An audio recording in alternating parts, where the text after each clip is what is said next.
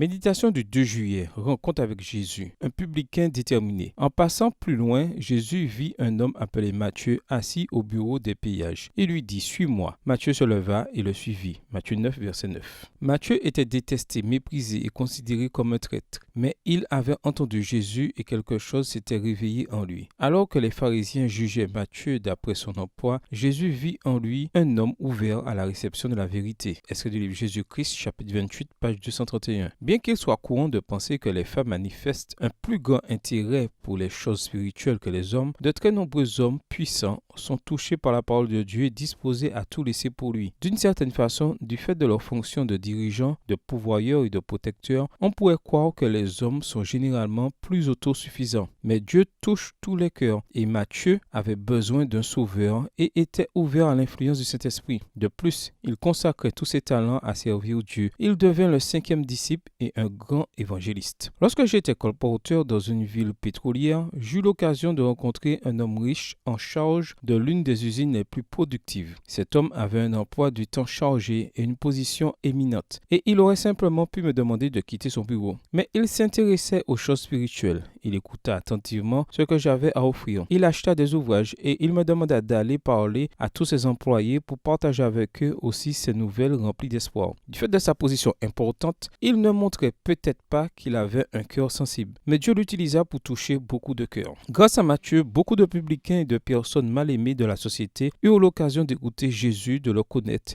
et plus tard, lors de la Pentecôte, de se convertir. Jésus fut donc un hôte honoré à la table du péager. Par sa sympathie et sa courtoisie, il montra le respect qu'il avait pour la personne humaine. Aussi, les hommes désiraient-ils se montrer dignes de sa confiance. Ses paroles tombaient sur leur cœur assoiffé comme une puissance bienfaisante et vivifiante. Extrait du livre Jésus-Christ, chapitre 28, page 233. Connaissez-vous un homme qui occupe un poste important et qui n'est peut-être pas très bien vu? La vie de ces hommes est généralement très solitaire. Je vous suggère de trouver un moyen de le contacter aujourd'hui pour lui montrer que Jésus s'intéresse à lui au-delà de toute barrière. Il s'agit peut-être d'un autre publicain déterminé. Bonne journée à toi et que le Seigneur te bénisse.